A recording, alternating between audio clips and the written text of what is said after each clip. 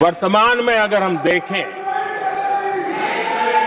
तो भारत के भाग्य के अनेक सुयोग एक साथ हमें नसीब हुए। ये अपने आप में बहुत ही उत्तम संयोग है, ऐसा मैं मानता हूं। सबसे बड़ी बात है, विश्व के समृद्ध से समृद्ध देश भी बुजुर्ग होते जा रहे हैं। वहां की आबादी उम्र के उस पड़ाव पर पहुंची है हम जिन्हें बुजुर्ग के रूप में जानते हैं। हमारा देश ऐसा है जो विकास की नई ऊंचाइयां छू रहा है। उसी समय दिनों दिन हमारा देश युवा होता जा रहा है, युवा आबादी वाला देश है। ये अपने आप में एक बहुत अच्छा सुयोग है। आदरणीय सभापति जी, दूसरी तरफ मैं देख रहा हूं जिस प्रकार से विश्व का भारत के प्रति आकर्षण बढ़ा है, और उसमें भी विश्व भारत की टैलेंट का महात्म्य समझ रहा है। हमारे पास आज दुनिया का बहुत ही महत्वपूर्ण टैलेंट पूल है, युवा टैलेंट पूल है, जिसके पास सपने भी हैं, संकल्प भी हैं, सामर्थ्य भी है। और इसलिए ये दूसरा सुयोग है। शक्ति का आशीर्वाद हमारे साथ है। आदरणीय सभापति जी, भारत आज विश्व में जो चुनौतियां पैदा हो रही है, उन चुनौतियों का समाधान देने वाला एक देश आशा की किरण बना हुआ है, और हम समाधान दे रहे हैं। वैसा ही एक महत्वपूर्ण सुयोग है कि आज मेजर इकोनॉमी में भारत का ग्रोथ बहुत हाई है, और हाई ग्रोथ और लो इन्फ्लेशन ये बहुत ही यूनिक संयोग है, और ये हमारी अर्थव्यवस्था की मजबूती को प्रदर्शित करता है। आदरणीय सभापति जी, हम जिस गति से आगे बढ़ रहे हैं, जब हमें देश की जनता ने सेवा करने का मौका दिया, तब फ्रेजाइल 5 के रूप में ये देश जाना जाता था। जब हमें अवसर मिला, तब देश आजाद हुआ, तब हम दुनिया में 6 नंबर की इकोनॉमी थे। लेकिन इन लोगों ने ऐसा एक हाल करके रखा कि 11 पे पहुंचा दिया। आज हम 3 पर जाने की दिशा में तेज गति से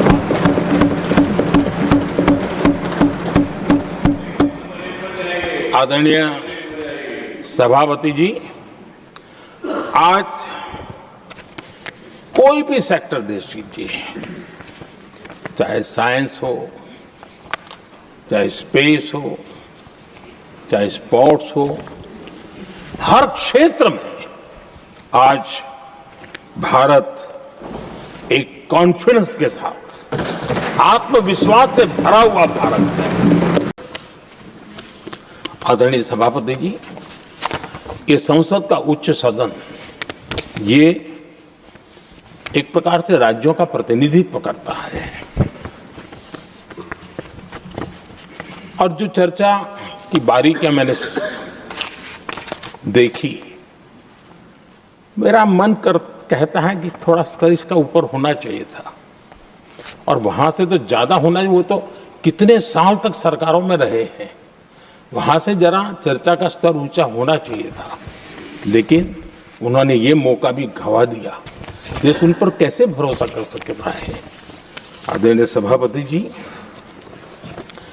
मैं कल एक माननीय सदस्य को सुन रहा था, यूं तो वो अपने आप को राजा कहलाने में बहुत गर्व करते हैं, लेकिन वे आर्थिक असमानता की चर्चा कर रहे थे। बताइए, जो खुद को राजा माने और वो आर्थिक असमानता की बात करे, तो आपको लगता है कि क्या यही देखने के बाकी रह गए थे क्या? आदरणीय सभापति जी, हमारे टीएमसी के साथियों ने काफी कुछ कहा। जरा खुद तो अपने गरेबा में देखें। निर्मम सरकार पतन के जितने भी पैरामीटर्स हैं, उन सब पैरामीटर्स में नए नए रिकॉर्ड बनाते जा रहे हैं और यहां उपदेश दे रहे हैं। क्या हाल करके रखा हुआ है। ऐसी निर्मम सरकार से वहां के लोगों का भविष्य अंधकार के अंदर डूब रहा है, लेकिन इनको कोई परवाह नहीं है। सत्ता सुख के सिवाय कोई आकांक्षा नहीं है और वे यहां उपदेश देते हैं। घुसपैठ, दुनिया का समृद्ध से समृद्ध देश भी अपने यहां गैर कानूनी नागरिकों को बाहर निकाल रहा है। हमारे देश में घुसपैठियों को बचाने के लिए अदालतों को तब तक प्रेशर पैदा किया जा रहा है। मेरे देश का नौजवान कैसे ऐसे लोगों को माफ करेगा जो घुसपैठियों की वकालत करने के लिए ताकत लगा रहे हैं। और घुसपैठिए मेरे देश के नौजवानों के हक छीन रहे हैं, उनकी रोजी रोटी छीन रहे हैं, आदिवासियों की जमीन छीन रहे हैं। बेटे बेटियों के जिंदगी पर खतरे पैदा हो रहे हैं, लेकिन उनके लिए महिलाओं पर अत्याचार होते रहे। सत्ता नीति के सिवा कुछ करना नहीं, और वो यहां पर हमें उपदेश दे रहे हैं। और ऐसे चिंताजनक सभी विषयों पर आंखें मूंद करके बैठे हुए वो लोग हैं। एक हमारे माननीय सदस्य काफी कुछ बोल रहे थे, जिनकी पूरी सरकार शराब में डूब गई, जिनके शीश महल घर घर में नफरत का कारण बन गए, और शायद उनको ब्लैक शब्द ज्यादा पसंद है। हर एक का अपना अपना एक भूतकाल होता है।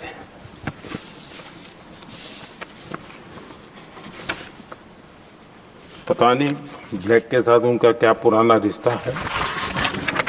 आदरणीय सभापति जी, ऐसे सभी साथियों से मैं आज जरूर कहूंगा,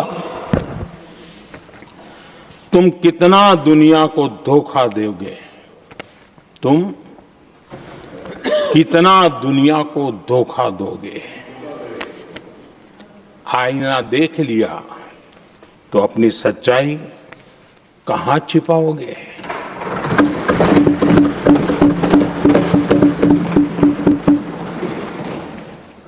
कांग्रेस हो, टीएमसी हो, डीएमके हो, लेफ्ट हो, के दशकों से केंद्र में सत्ता में रहे हैं, सत्ता के भागीदार रहे हैं। राज्यों में भी उनको सरकारें चलाने का अवसर मिला है, लेकिन उनकी पहचान क्या बनी है। आज डील की चर्चा होती है तो गौरव से कहते हैं, तब डील की चर्चा होती थी तो बॉफोर्स डील याद आता था। ये डील होते थे।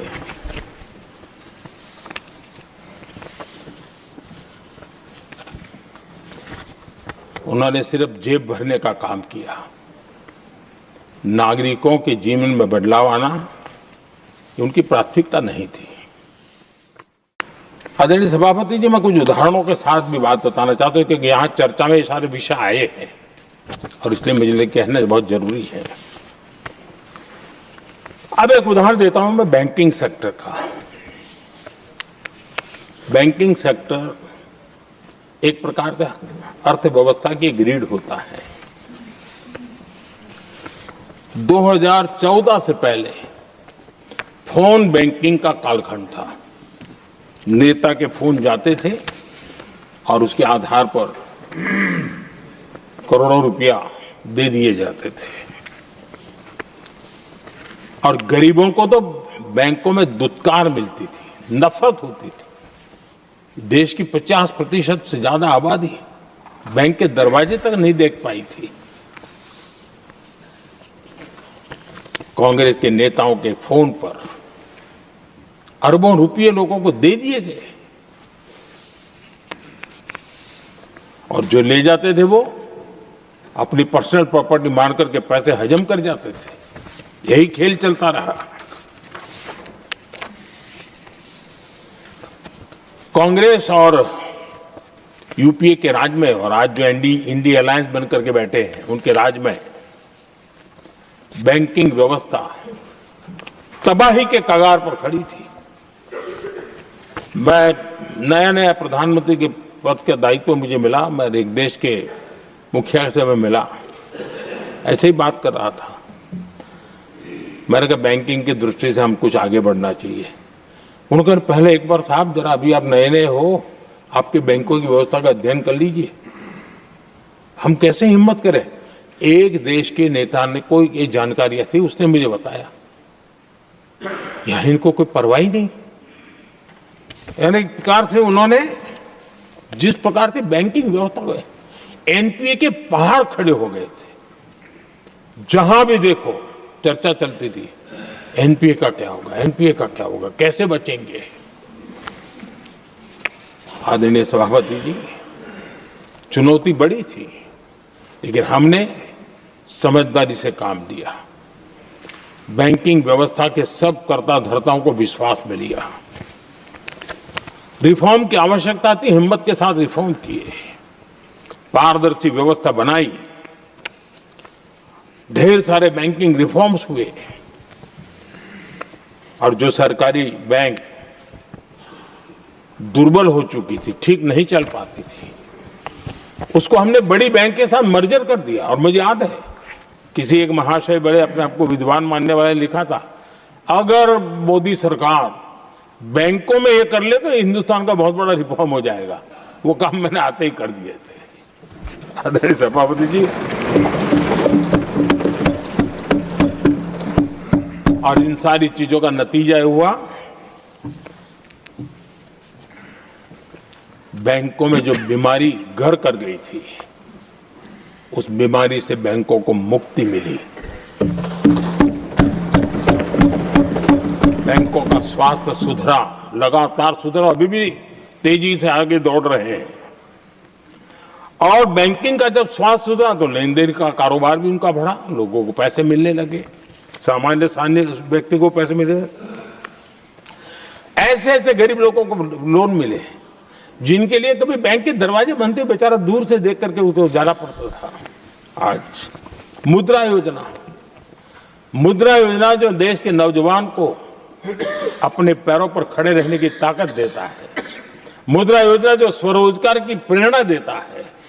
लेकिन स्वरोजगार के भाषण के काम नहीं होता है, उसका हाथ पकड़ना पड़ता है, उसको साथ देना पड़ता है, उसको सहाय देनी पड़ती है। और हमने मुद्रा योजना के द्वारा 30 लाख करोड़ रुपया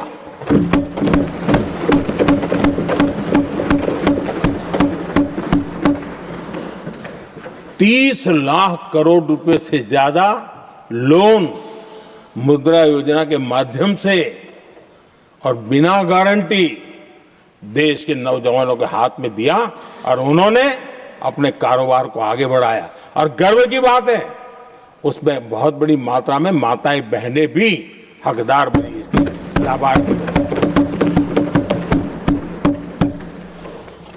सेल्फ हेल्प ग्रुप, इन दिनों ग्रामीण महिलाएं बड़े सपने देखती हैं, खुद अपने पैरों पर खड़ा होना चाहती थी। विमेन सेल्फ हेल्प ग्रुप का हमने विस्तार तो किया ही किया, लेकिन 10 करोड़ बहनों को हमने सीधी आर्थिक मदद की व्यवस्था की। हमारे एमएसएमई सेक्टर को हमने भरपूर लोन दी और मैं आज बड़े संतोष के साथ, बड़ी जिम्मेवारी के साथ इस पवित्र सदन में कहना चाहता हूं, हमने एनपीए जिसके पहाड़ हुआ करते थे 2014 के पहले, आज उसको हमने नीचे निम्न स्तर पर ला करके खड़ा कर दिया। आज एनपीए 1% से भी नीचे है। ये अपने आप में बैंकों के स्वास्थ्य के लिए बहुत उत्तम काम हमने किया है। इतना ही नहीं, हमारे बैंकों का प्रॉफिट आज रिकॉर्ड पर है, हाई रिकॉर्ड है उसके। ये अपने आप में देश की अर्थव्यवस्था को ताकत देने के लिए, बैंकिंग व्यवस्था मजबूत होती है तो बाकी अर्थव्यवस्था को भी मजबूती मिलती है। उस काम को कहेगा आदरणीय सभापति जी। मैं एक और उदाहरण देना चाहता हूं। हमारे पीएसयूज, आमतौर पर पीएसयूज के संबंध में मान्यता बन चुकी थी, वो बनते ही हैं बीमार होने के लिए, वो बनते ही हैं बर्बाद होने के लिए, वो बनते ही हैं बंद होने के लिए। हमने इस पूरी मानसिकता को हकीकतों के आधार पर बदलने में सफलता प्राप्त की है। और ये लोग पीएसयूज को लेकर के कितनी गलत बातें फैलाते थे। अर्बन नक्सल की तरह ऐसे पीएसयूज के दरवाजे के बाहर मजदूरों की मीटिंग करके भड़काने का पाप करते थे, गुमराह करने का काम करते थे। इन्होंने LIC, state bank of India और भी एचएएल, ऐसे हर एक को बड़ा भला बुरा और इतना भद्दे तरीके से, जब उनकी सरकार थी तब तो ये इन चीजों को संभाल नहीं पाते थे, उसको कुछ कर भी नहीं पाते थे। आदरणीय सभापति जी, हमने इसमें भी हिम्मत दिखाई। हमने पीएसयूज के संबंध में भी रिफॉर्म्स किए, रिफॉर्म्स की एक लगातार परंपरा चलाई। आज एलआईसी बेस्ट तरीके से उसने पूरे कार्यकाल में अपना एलआईसी का जन्म हुआ तब तक उत्तम से उत्तम परफॉर्मेंस का कालखंड उसका गुजर रहा है। जिन पीएसयूज को कांग्रेस के नेता ताले लगवाने की कगार पर पहुंच चुका था और उसी पर अपनी राजनीतिक रोटी सेकने का प्रयास भी किया गया था, आज हमारे पीएसयूज रिकॉर्ड प्रॉफिट पर हैं।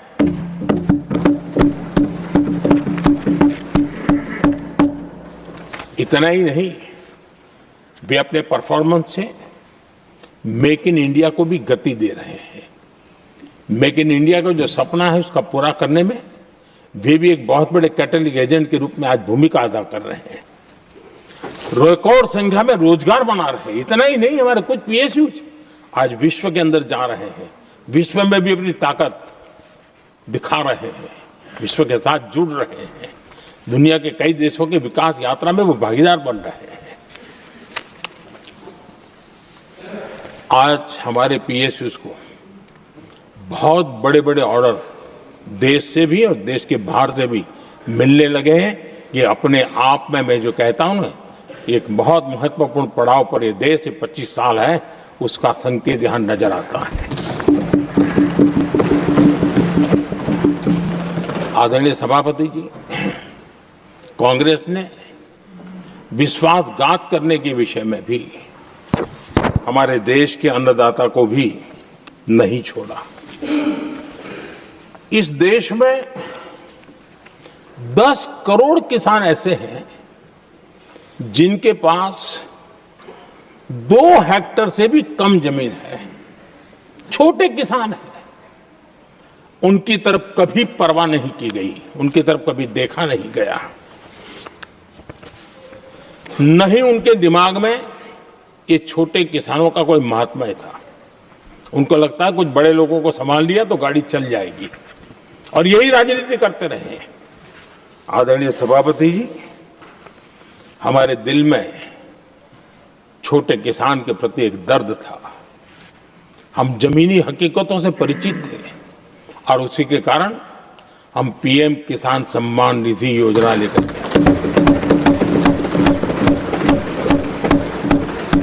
और आप इतने कम समय में हमारे इन छोटे किसानों के खाते में 4 लाख करोड़ रुपए हमने दिया है। 4 लाख करोड़ रुपए आंकड़ा छोटा नहीं होता है आदरणीय सभापति जी। और उसने हमारे छोटे किसानों को एक नई ताकत दी है, नए सपने देखने का सामर्थ्य दिया है। और मुझे पक्का विश्वास है कि हमारा किसान उस दिशा में जरूर भारत की आशा अपेक्षा के अनुरूप परिणाम देगा। आदरणीय सभापति जी,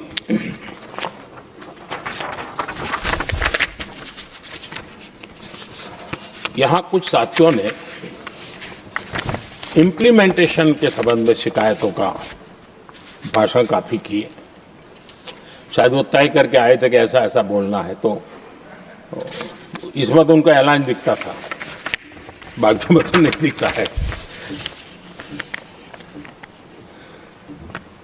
आदरणीय सभापति जब ये इम्प्लीमेंटेशन को लेकर के इतनी बड़ी बड़ी बातें करते हैं, मैं एक जरा किस्सा सुनाता हूं। मैं किसी का भला बुरा कहने के लिए नहीं कर रहा हूं, मैं सिर्फ हकीकतें रख रहा हूं। परेशानी जिनको होगी उनको होगी, लेकिन तथ्य तो तथ्य ही होते हैं। हमारे देश के एक नेता हिमाचल प्रदेश के दौरे पर गए थे और वहां से आने के बाद उन्होंने खुद ने ये घटना कहीं सुनाई, रिकॉर्ड पर उपलब्ध है। उसमें उन्होंने कहा,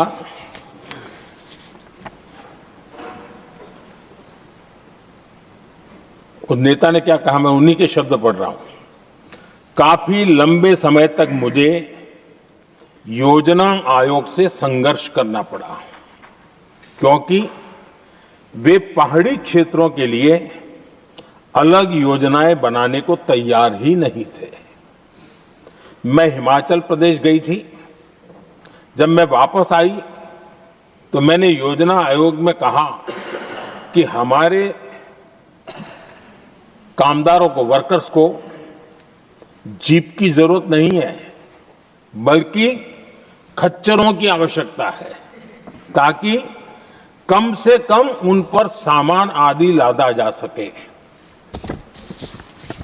आगे उन्होंने कहा, लेकिन मुझे बताया गया हम पैसा तो जीप के लिए ही देंगे, क्योंकि खच्चरों के लिए पैसे देने की पॉलिसी नहीं है। इसी भाषण में आगे वो कहती हैं, अब वहां सड़कें ही नहीं थी। उनका कहने का कारण यह था कि हिमाचल में जहां वो गई और सड़कें ही नहीं थी। अब वहां सड़कें ही नहीं थी तो फिर उस पर जीप का क्या लाभ हो सकता है? जीप लेकर के कौन जाएगा जहां रोड नहीं है? लेकिन उस समय योजना आयोग का जोर था या तो जीप या तो कुछ भी नहीं। आदरणीय सभापति जी, ये भाषण किसी और का नहीं, ये कांग्रेस के वरिष्ठ नेता और तत्कालीन प्रधानमंत्री इंदिरा गांधी का भाषण है।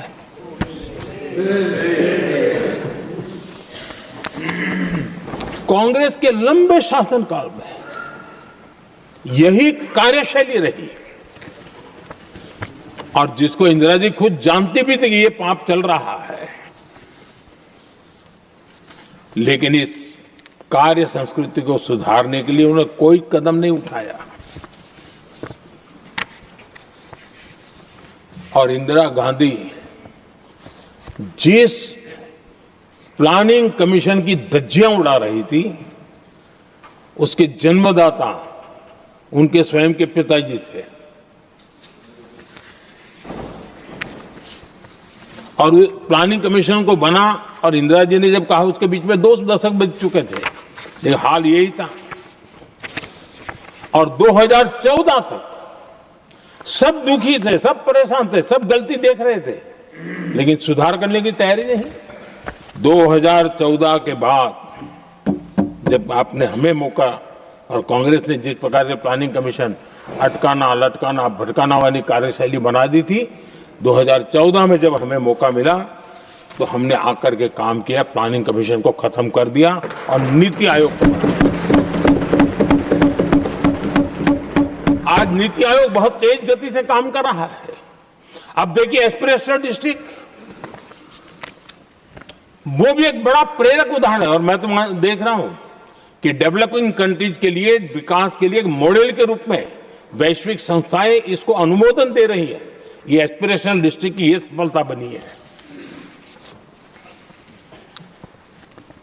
देश के कई जिले ऐसे थे जिसको पिछड़े मान करके छोड़ दिया गया था और वहां करोड़ों लोगों की जो मौलिक जरूरतें थी उसको भी नकार दिया गया था।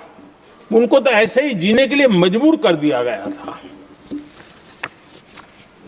और जो पिछड़े इलाके थे वो और पिछड़े होते गए और बर्बादी आती गई। और हालत तो सरकार में ऐसी थी कि जब किसी को पनिशमेंट ट्रांसफर करनी होती थी, पनिशमेंट पोस्टिंग देना होता तो ऐसे ही जिलों में भेजा जाता था ताकि और खराब करे वो। ये हाल बन गया था, ये वर्क कल्चर बन गया था। हमने इस स्थिति को बदला। सबसे पहला आग्रह किया, यंग होनहार अफसरों को लगाया जाएगा और पूरा 3 साल का मौका उसको दिया जाए काम करने का।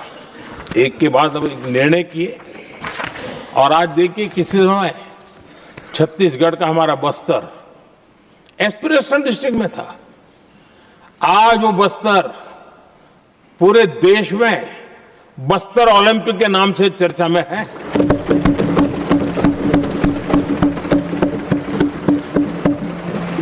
आज विकास की धारा बस्तर के गांव-गांव पहुंच रही है। अभी कुछ गांवों में पहली बार बस देखी, पूरे गांव ने उत्सव मनाया बस्तर में।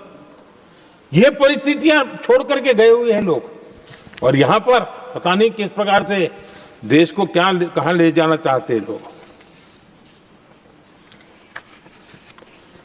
आदरणीय सभापति जी, इम्प्लीमेंटेशन क्या होता है, ये एस्पिरेशनल डिस्ट्रिक्ट एक बहुत बड़ा शानदार उदाहरण है। ऐसे तो सैकड़ों उदाहरण हैं लेकिन मैं कहने के लिए इसको उल्लेख कर रहा हूं। कांग्रेस के हमारे साथियों को ये जो बदलाव आ रहा है उसमें इम्प्लीमेंटेशन नजर नहीं आ रहा है और उनका तो एक ही वो प्लानिंग कमीशन वाला मॉडल है, जीप और खच्चर वाला मॉडल, यही वो लोग जानते हैं, उससे आगे कुछ नहीं जानते। और ये इम्प्लीमेंटेशन कैसे करते हैं? मेरा जन्म नहीं हुआ था उसके पहले सरदार वल्लभ भाई पटेल ने नर्मदा नदी पर बांध बांधने की कल्पना की। विषय तो पक्का हो गया, सरदार साहब नहीं रहे, खैर नेहरू जी ने शिलान्यास किया। अब इम्प्लीमेंटेशन देखिए इनको। मेरा जन्म नहीं हुआ था जब इसकी कल्पना की गई थी और प्रधानमंत्री बनने के बाद मैंने उसका उद्घाटन किया। ये हाल है।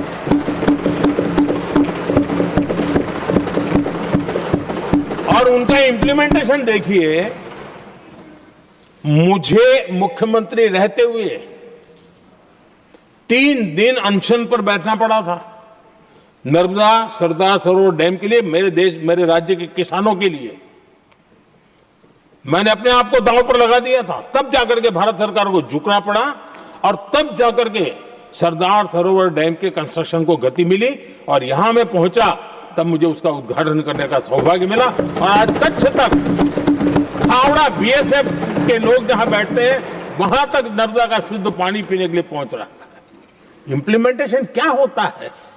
और यहां पर इम्प्लीमेंट किसी ने शब्द पकड़ा दिया, हर एक के मुंह से वही निकल रहा था।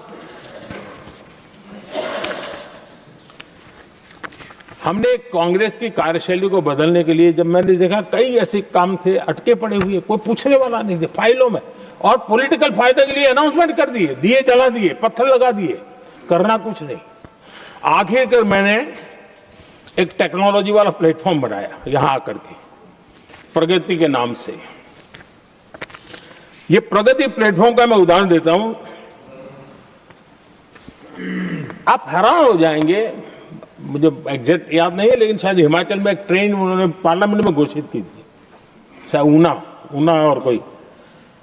मेरे आने तक वो कागज पर भी उसका ड्राइंग नहीं बना था, बताओ, और चुनाव जीतने के लिए वो घोषणा कर दी।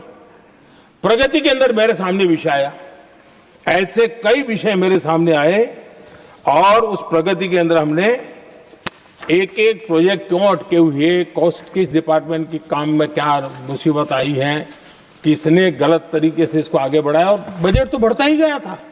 जो योजना 900 करोड़ में होनी थी वो 90,000 करोड़ तक पहुंच जाए, ये हाल करके रख दिया था इन्होंने।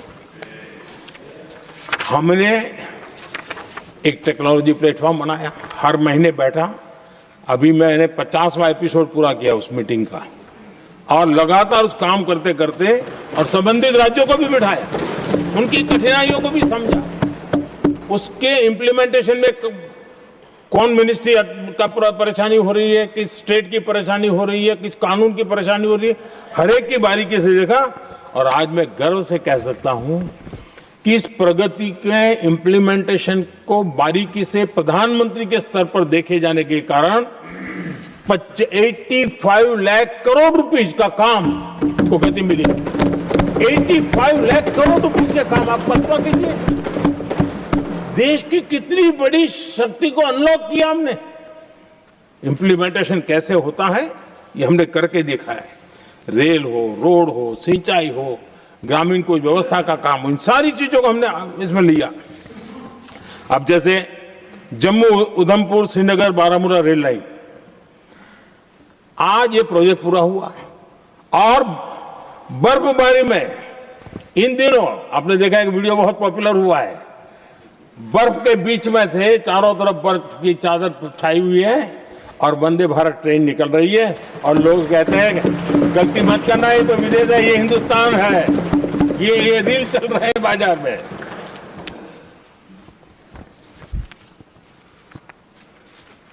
लेकिन 3 दशक तक यही प्रोजेक्ट लटका हुआ था। 3 दशक, 30 साल, आप कल्पना कर सकते, 2 पीढ़ी आगे बढ़ जाए, ये यही के अटके पड़े थे। हमारी सरकार ने इसको पूरा किया।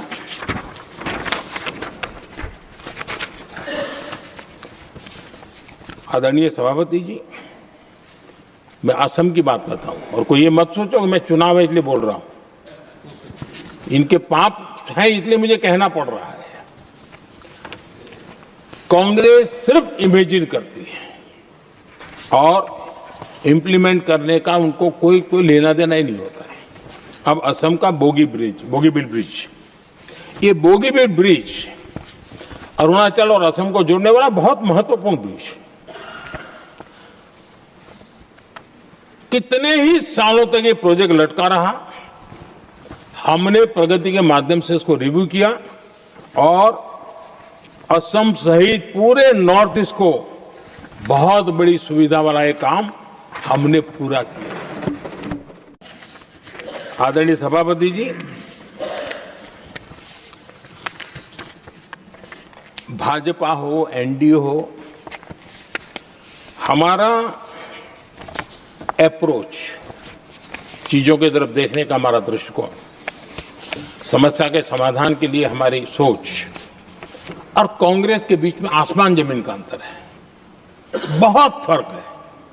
मैं आपको उदाहरण देता हूं।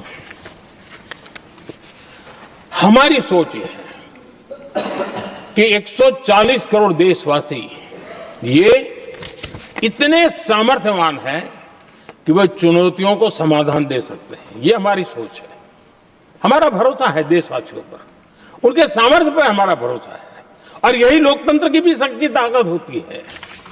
लेकिन कांग्रेस देशवासियों को ही समस्या मानती है।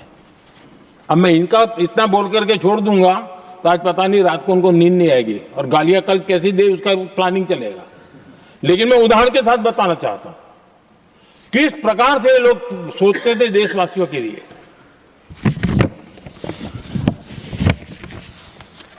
देश के लोगों के बारे में नेहरू जी और इंदिरा जी की सोच क्या थी, मैं उसके विषय में बताना चाहता हूं। इंदिरा जी एक बार ईरान गए थे, और ईरान में वो भाषण दे रही थी और उस भाषण में उन्होंने नेहरू जी के साथ जो बातचीत हुई थी उसका उल्लेख किया। खुद ने कहा है, उन्होंने कहा, और मैं जो इंदिरा जी ने कहा था उसको कोट कर रहा हूं, जब किसी ने मेरे पिताजी से पूछा, यानी नेहरू जी से पूछा कि उनके सामने कितनी समस्याएं हैं, तो उन्होंने उत्तर दिया था 35 करोड़। नेहरू जी ने जवाब दिया था कि उनके सामने कितनी समस्याएं हैं, बोले 35 करोड़। उस समय हमारे देश की जनसंख्या थी 35 करोड़। अब आगे देखिए,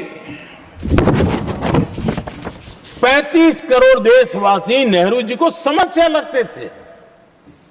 ऐसा कोई मुखिया हो सकता है क्या जी? और इस बात का उदाहरण देते हुए इंदिरा जी ने आगे कहा कि आज देश की जनसंख्या 57 करोड़ है, इसलिए मेरी समस्याओं की संख्या भी उतनी ही बड़ी है। यानी पिताजी को 35 करोड़ समस्या वाले देशवासी लगते थे, अब 57 करोड़ उनको समस्या। कोई ऐसा हो सकता है जो अपने ही देशवासियों को समस्या माने? ये फर्क है उनकी सोच और हमारी सोच में, ये फर्क है उनके अप्रोच और हमारे अप्रोच में।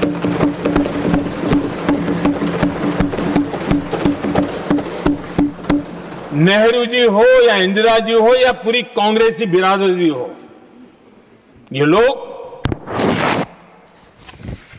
भारत के लोगों को समस्या मानते हैं। आदरणीय सभापति जी, मेरे कई कोटेशन मिलेंगे। मैंने दुनिया के सामने कहा है, देश के सामने कहा है, और कहा है इसलिए नहीं, ये मेरा कन्विक्शन है। अरे चुनौतियां कितनी ही क्यों ना हो, 140 करोड़ समाधान हमारे पास है।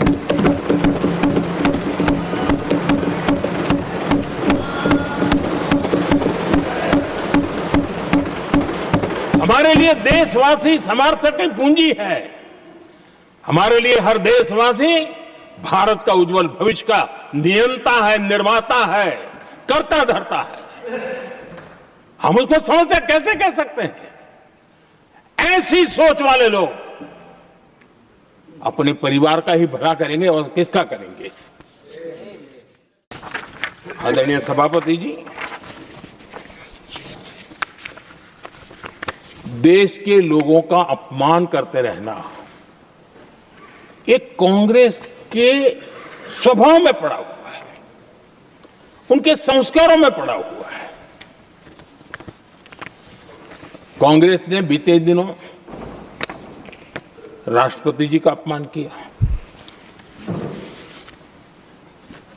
चुनाव के बाद जिस प्रकार से हमारे राष्ट्रपति जी के लिए शब्द कहे गए हैं, शर्मिंदगी महसूस होती है कि ये कैसे लोग हैं? भारत के राष्ट्रपति के लिए क्या बोल रहे हैं लोग? आदरणीय सभापति जी,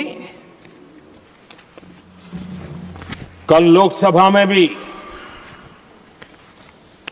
राष्ट्रपति जी के अभिभाषण पर चर्चा नहीं हो पाई।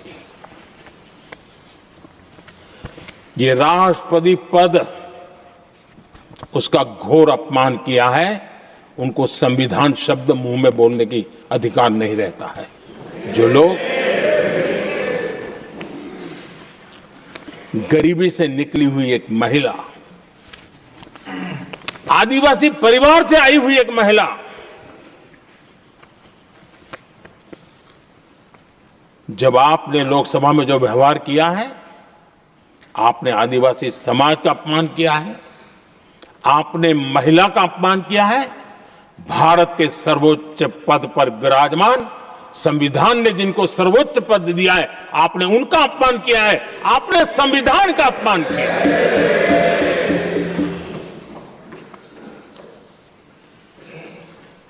आदरणीय सभापति जी, उनको कुछ भी लगता हो,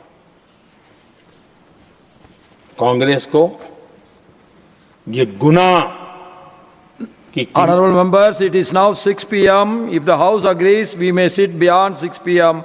till disposal of the motion of thanks and the presidential address. Do I have the leave of the House to extend the sitting beyond 6 p.m.? Thank you. आदरणीय सभापति जी, समय बढ़ाने के लिए मैं आपका और सदन का बहुत आभार व्यक्त करता हूं।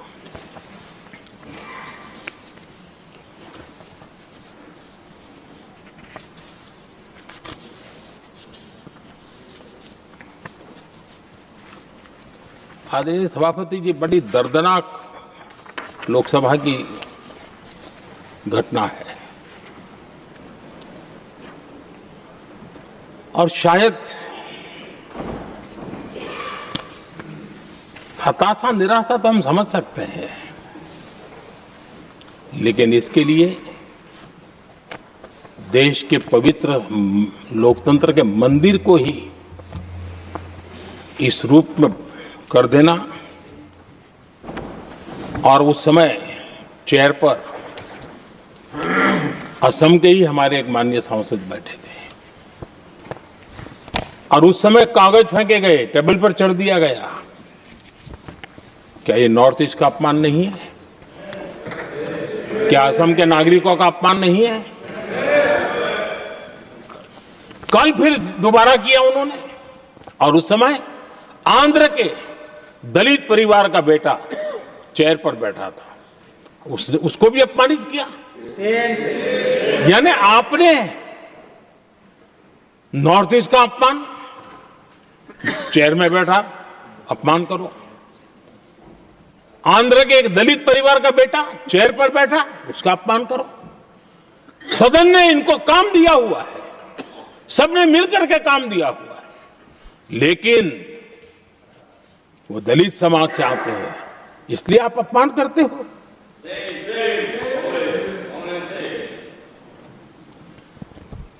और ऐसा लगता है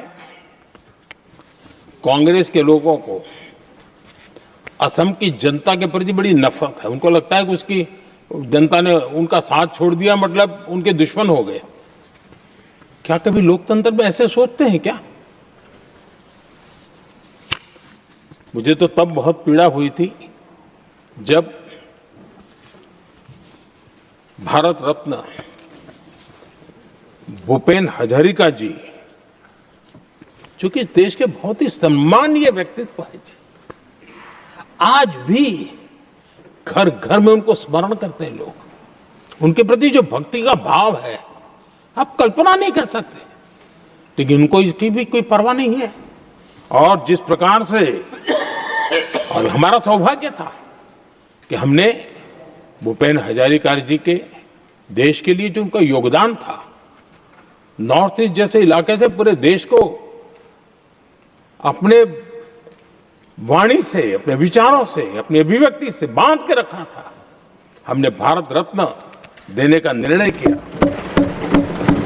इस पर भी इनको ऐतराज। और मैं तो हैरान हूं, खड़गे जी अगर होते तो मैं उनकी हाजिरी में कहता ही है, इन्होंने जिस प्रकार से बोला ना भारत रत्न के बाद, वो वीडियो पर उनका चेहरा देखेंगे ना, आपको लगा रहे ये ऐसे लोग हैं, ऐसा व्यवहार करते हैं।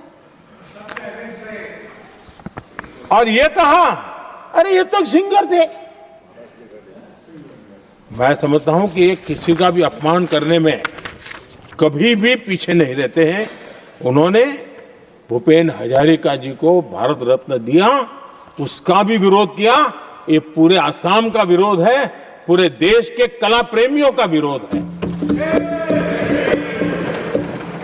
और मुझे पक्का विश्वास है असम कभी भी इस अपमान को भूलने वाला नहीं है।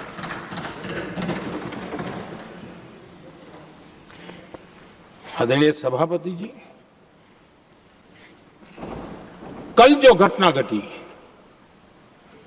इसी सदन के एक माननीय सांसद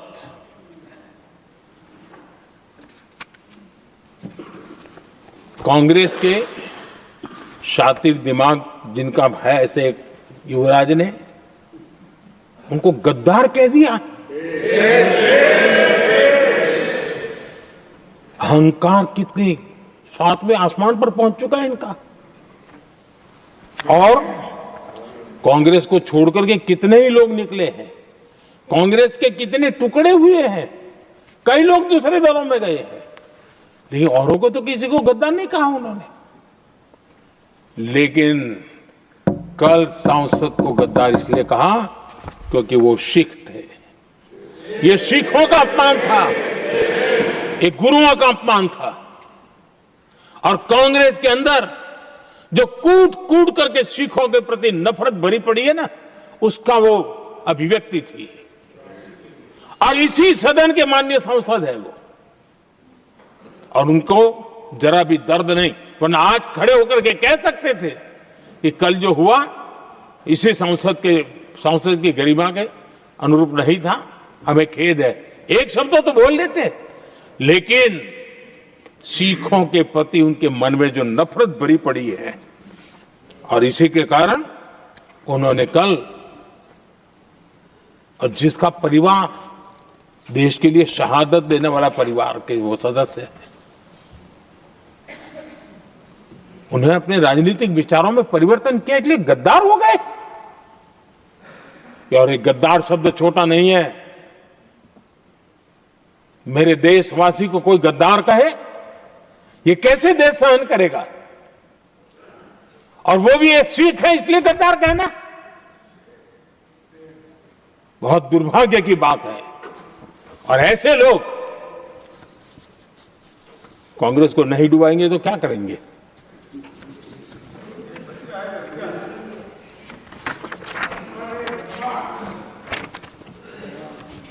आदरणीय सभापति जी, एक तरफ ये दृश्य है और दूसरी तरफ हमारे सदानंद जी मास्टर का दृश्य है।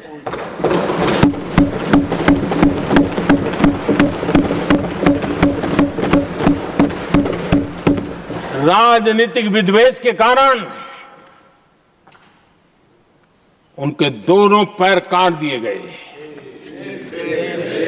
भरी जवानी में दोनों पैर काट दिए। कटे हुए पैर से जिंदगी गुजार रहे हैं, लेकिन संस्कार इतने ऊंचे हैं कि वाणी में भी अपशब्द नहीं निकलता है, बर्तन में भी कटुता नजर नहीं आती। गर्व होता है। और कल जब उनका पहला भाषण हो रहा था सदन में, और उन्होंने जब अपने बेंच पर आपसे इजाजत लेकर के अपने कटे हुए पैर के लिए वो जो नीम का उपयोग करते हैं, आर्टिफिशियल नीम का, उन्होंने जब रखा, वो दृश्य देश के लिए पीड़ादायक था कि इस देश में ऐसा ही बंधारण की बातें करने वाले इंडिया अलायंस के लोग, और ये इंडिया अलायंस पूरा जिम्मेवार है इसके लिए, वैचारिक असहमति के कारण एक नौजवान के, और वो भी एक टीचर, शिक्षक के प्रति गर्व से, आदर से देखा जाता है, उसके पैर काट दे। लेकिन उनको कोई खेद नहीं है, उनको कोई दर्द नहीं है। लेकिन मैं मास्टर सदानंद जी को हृदय से अभिनंदन करता हूं कि उन्होंने जिस प्रकार से इतनी भयानक हमले के बाद भी देश की सेवा का अपना व्रत जारी रखा, और आज देश की नीति निर्धारण में अंदर अपना योगदान दे रहे हैं। ये गर्व की बात है। और ऐसे लोगों के सहारे हम राजनीति में जीते हैं, काम करते हैं, देश के लिए जीने मरने की प्रेरणा मिलती है। ये संस्कार हमें पाए हैं, ऐसे लक्षावधि कार्यकर्ताओं के तब से पाए हुए हैं। आदरणीय सभापति जी, हम एक विकसित भारत का सपना लेकर के चले, और आज वो सपना देश के लोगों की ऊर्जा के कारण संकल्प में बदल चुका है। आज कहीं पर भी जाइए, हर कोई ये कहता है कि 2047 तक विकसित भारत बनना है। और मैं हैरान हूं, कुछ हमारे साथी सदन में इतने निराशावादी, इतने जमीन से कटे हुए लोग, बदलती हुई दुनिया से अनभिज्ञ लोग पता नहीं क्या बोल रहे हैं। वो कहते हैं हम मोदी ये भी 2047 की क्या बोल रहा है, 2047 किसने देगा है? हमारे देश के लिए, आजादी के लिए जो लड़ते थे, जो फांसी के तख्त पर चढ़ जाते थे, जो लाठियां खाते थे, गोलियां खाते थे, जो काला पानी की सजा के लिए अंडमान निकोबार के सेल्यूलर जेल में जिंदगी बिता देते थे, लक्षावधि नौजवान अपने पढ़ाई का, भविष्य का सोचे बिना, कोई परवाह किए बिना सिर्फ देश के लिए सोचने के लिए निकल पड़े थे। क्या उन्होंने कभी ये सोचा होता कि यार हमारे कालखंड में तो आजादी मिलेगी नहीं, कि मैं क्यों करूं? तो क्या देश कभी आजाद होता? ये इतने निराशावादी लोग हैं कि जब मैं डिजिटल इंडिया की बात करता था, मैं फिनटेक की चर्चा करता था, मैं यूपीआई की बात करता था, तो ये कहते थे अरे इस देश में गरीब आदमी मोबाइल फोन पर कैसे पैसों का कारोबार करेगा? 3 साल के भीतर भीतर देश ने दिखा दिया ये हो सकता है। और मैं हैरान था जिस दिन ऐसा भाषण संसद में हुआ, देश का मीडिया भी, मैं भी, ऐसे लोग, उनकी जो इकोसिस्टम है वो नाच रही थी कि देखिए मोदी को तगड़ा जवाब दिया। मोदी ने जवाब नहीं दिया। आपके हाथ में मोबाइल फोन जब यूपीआई से चलता है, काम करता है ना, तो जवाब अपने आप मिल जाता है।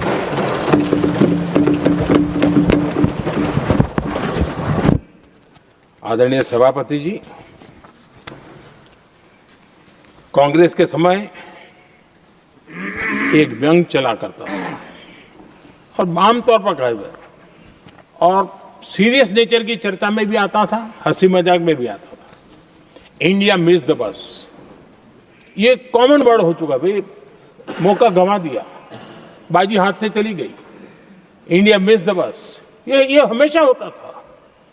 आदरणीय सभापति जी, आज भारत कोई बस मिस नहीं कर रहा है, आज भारत काफिले का नेतृत्व कर रहा है।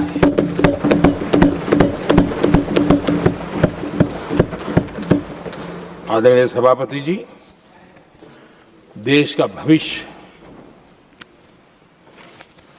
उज्जवल बनाना है, वर्तमान भी उज्जवल बनाने के लिए अविरत कार्य करना होता है।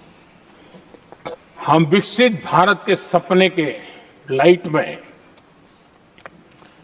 5 वर्ष की योजना बनाते हैं और हर वर्ष का बजट बनाते हैं और हम दिशा तय करके चलते हैं हम, क्योंकि हमारे लिए अगला चुनावी लक्ष्य नहीं होता है, हमारा लक्ष्य है 2047 विकसित। अरे चुनाव तो आएंगे जाएंगे, मेरा देश अजरा अमर रहने वाला है और हम देश की युवा पीढ़ी के हाथ में समृद्ध हिंदुस्तान देने का सपना लेकर के चले। जिन बच्चे जो आज जो घर में बालक है ना, उनको भी मैं देख करके सोचता हूं कि मैं इसके हाथ में ऐसा हिंदुस्तान दे करके जाऊं ताकि हमें अपने काम का संतोष हो। 2047 क्यों, 2047 क्यों, ये बातें करते हैं। आदरणीय सभापति जी, आज जिस प्रकार से हम इनिशिएटिव लिए, चाहे स्पेस हो, साइंस हो, टेक्नोलॉजी हो, समंदर की गहराई हो, जल थल नभ अंतरिक्ष, हर क्षेत्र में नए संकल्प, नई ऊर्जा, नए कदम और नई सिद्धियों को लेकर के देश आज आगे बढ़ रहा है। हम ग्रीन हाइड्रोजन पर काम कर रहे हैं, हम आने वाले युग को समझ पा रहे हैं। हम क्वांटम कंप्यूटिंग की बात कर रहे हैं, हम एआई मिशन को लेकर के चल रहे हैं और आज दुनिया मानने लगी है कि एआई मिशन भारत बहुत कुछ दुनिया को दे सकता है। ये विश्वास आज दुनिया में बना है। आज दुनिया में क्रिटिकल मिनरल, रेयर अर्थ राजनीतिक हथियार बन गया है। हम उस पर फोकस कर रहे हैं ताकि कभी भारत को किसी के पास हाथ फैलाने की नौबत ना आ जाए।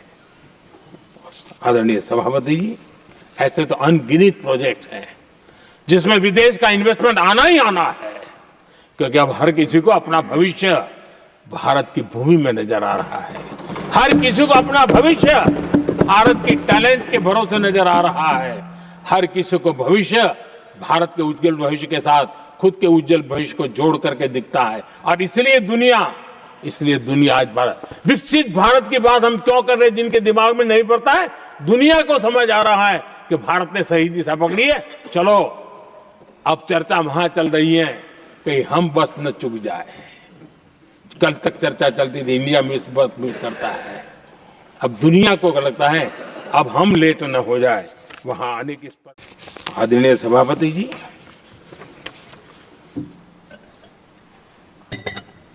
इन दिनों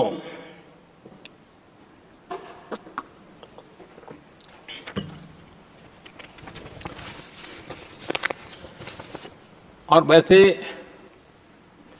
कांग्रेस के हमारे साथियों का मुझ पर जरा विशेष प्रेम है, वो स्पेशल प्रेम है। और जब मैं जिम्मेवारी जो मिली है उसके तहत, और जिम्मेवारी न मिलती तो भी देश के लिए जीना तुमने सीखा है। हम विकसित भारत की जमीन मजबूत कर रहे हैं, उसको एक ताकत दे रहे हैं। एक तरफ देश के युवाओं के लिए मजबूत जमीन तैयार कर रहा हूं, तो कांग्रेस मोदी की कब्र खोदने के कार्यक्रम करवा रही है। और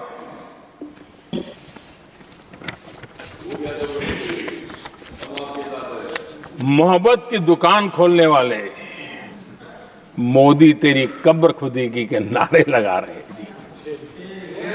ये कौन सी मोहब्बत की दुकान है जो देश के ही किसी नागरिक के कब्र खोदने के सपने देखती हो? ये कौन सा संविधान से उन्होंने सीखा है जो देश के ही किसी नागरिक के कब्र खोदने की बात करते हो? क्या ये संविधान का अपमान नहीं है? क्या ये मानवता का अपमान नहीं है? क्या ये सार्वजनिक जीवन की मर्यादाओं का अपमान नहीं है? और उनको इसका कोई खेद नहीं है। अगर इसके बाद क्या बयान देंगे? बयान देखो, प्रधानमंत्री राज्यसभा में भी रो रहा था।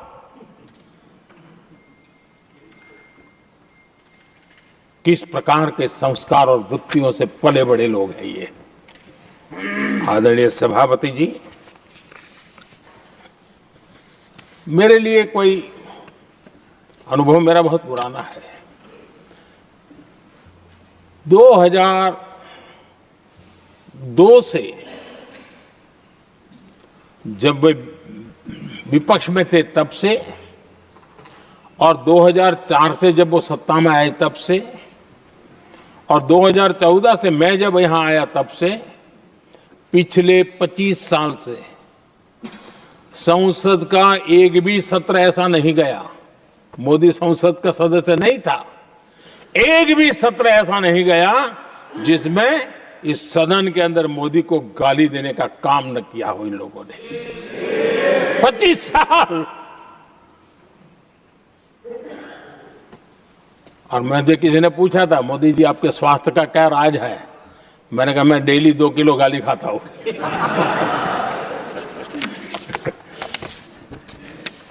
आदरणीय सभापति जी, ये मोदी की कब्र क्यों खोदना चाहते हैं? ये सिर्फ नारा नहीं है, ये इनके भीतर पड़ी हुई नफरत का प्रतिबिंब है, इसकी अभिव्यक्ति है। और वे इसलिए हैं, हमने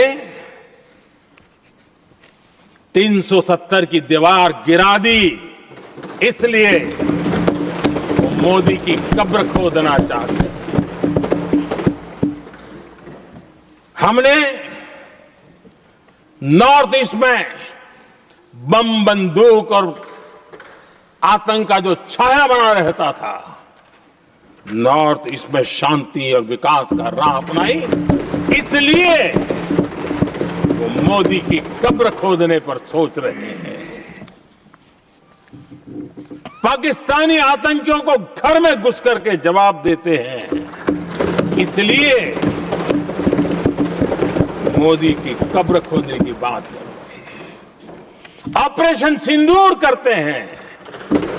इसकी उनको परेशानी होती है और इसलिए वो मोदी की कब्र खोदते हैं। माओवादी आतंक से देश को मुक्ति दिलाने के लिए साहसपूर्ण कदम उठा रहे हैं, इसलिए मोदी की कब्र खोद दी है आपको। हमने नेहरू जी ने देश के साथ बहुत बड़ा अन्याय किया था, सिंधु जल समझौता करके। उस सिंधु जल समझौते को हमने एबेंस में डाल दिया। क्या इसलिए आप मोदी की कब्र खोदने के नारे लगा रहे हो? आदरणीय सभापति जी, कांग्रेस की परेशानी कुछ और है। ये पचा नहीं पा रहे कि मोदी यहां तक पहुंचा कैसे, और उनकी परेशानी बढ़ती जा रही है कि भाई पहुंचा तो पहुंचा, लेकिन अब तक टिका क्यों है? और इसलिए वे एक ही रास्ता उनके लिए बचा हुआ लग रहा है कि मोदी तेरी कब्र खुदेगी।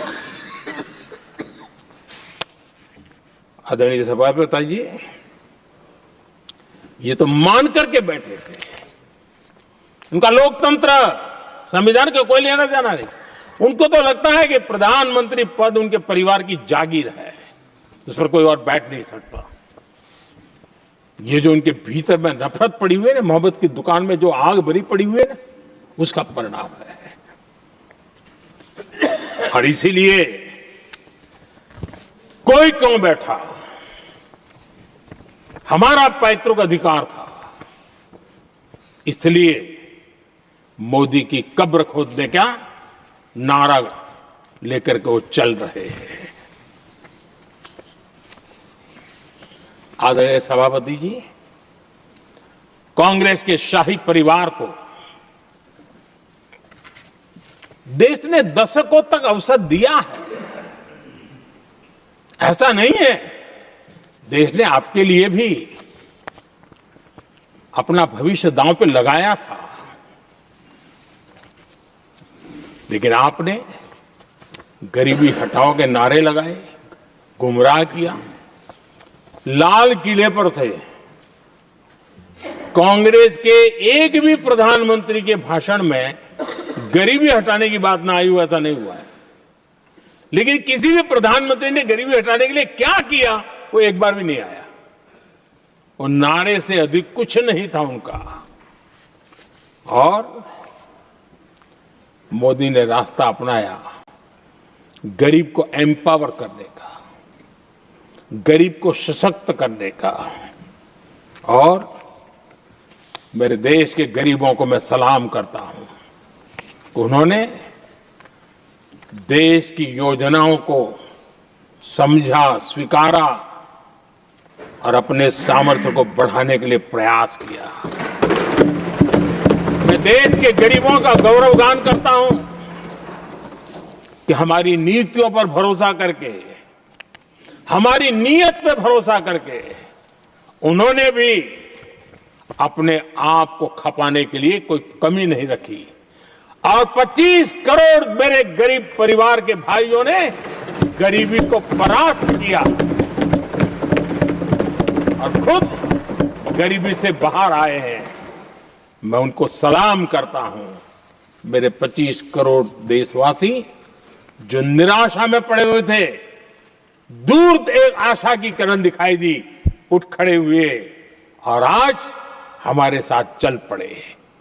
आदरणीय सभापति जी, 2014 के पहले इम्प्लीमेंटेशन की बातें करते थे। हमारे यहां सैकड़ों लोग रेलवे क्रॉसिंग पर मरते थे। स्कूल की बस रेलवे क्रॉसिंग से जा रही है, 20-20, 25-25 स्कूल के बच्चे मरने की खबरें आती हैं।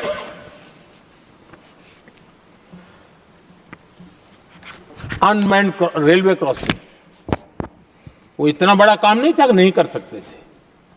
ये काम भी मुझे करना हुआ और हमने सारे अनमैन्ड क्रॉसिंग बंद कर दिए,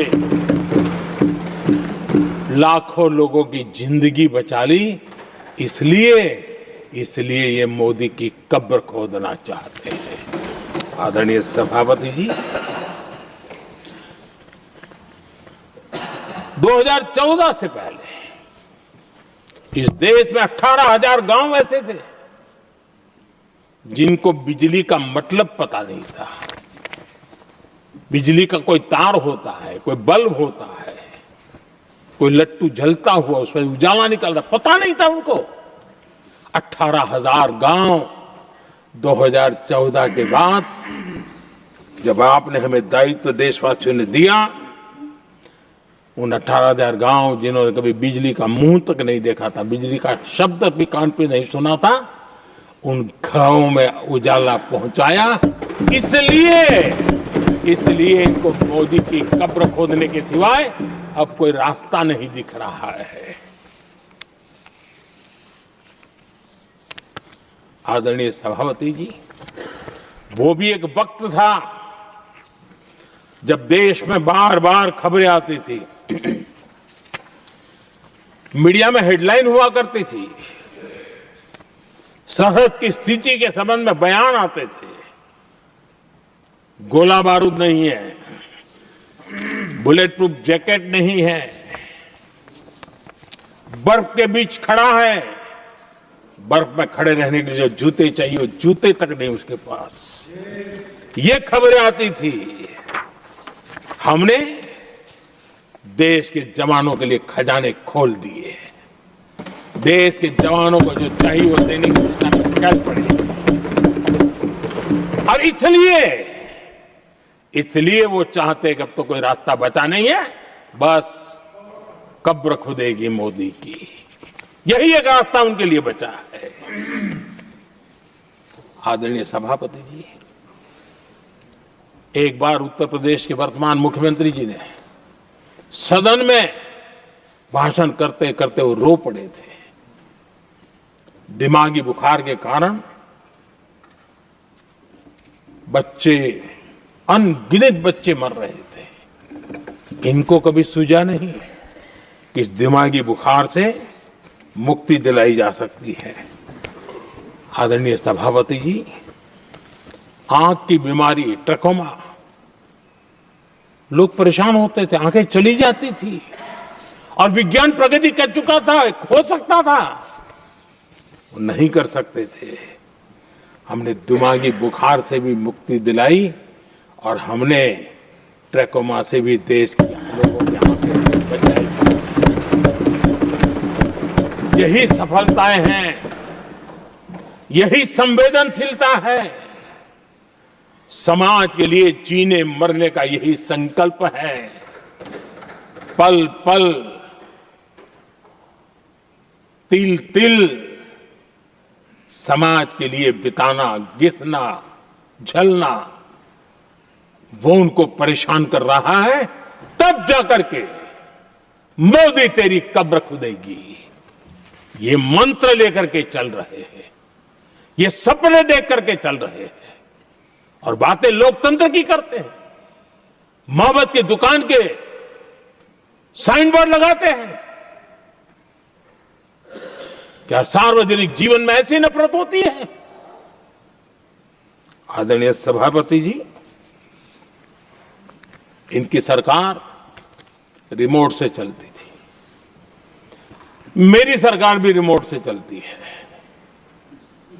140 करोड़ देशवासी मेरा रिमोट है।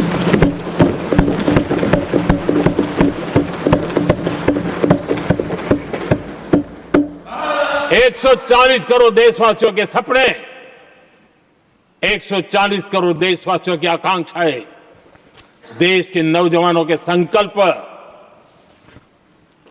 इनके लिए हम जीते हैं, इनके लिए सरकार चलाते हैं।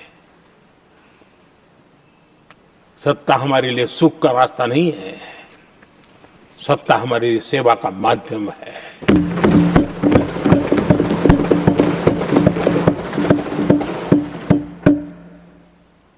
मुद्रा योजना, लाखों करोड़ों की मदद मिली, स्वरोजगार को बल दिया।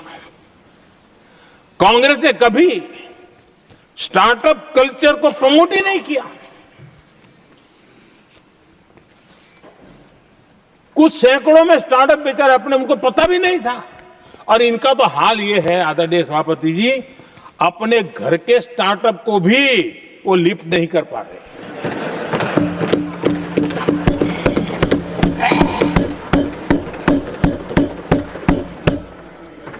और हमारी सरकार में आज 2 लाख से ज्यादा स्टार्टअप है। और जब सफलता एक के बाद एक जन सामान्य के दिलों को जीतती है ना, तब जाकर के उनके पास एक ही रास्ता बचा है, मोदी तेरी कब्र खुदेगी। लेकिन उस हमारा याद कीजिए, बीएसएनएल को लेकर के चुटकुले चलते थे, कार्टून बनते थे। आज स्वदेशी 4G स्टैक हमने खड़ा कर दिया। 5G दुनिया में सबसे तेज गति से रोल आउट करने का काम हमने कर दिया। कम्युनिकेशन की नई जनरेशन, नई टेक्नोलॉजी, नई सोच, इसको हमने आगे बढ़ाया। और इसलिए दर्द जुबान पे आ रहा है, मोदी तेरी कब्र खुदेगी। आदरणीय सभापति जी, गरीब की सेवा ये मेरा सौभाग्य है। 4 करोड़ गरीबों को पक्के घर देना मैं जीवन में सुकून मानता हूं।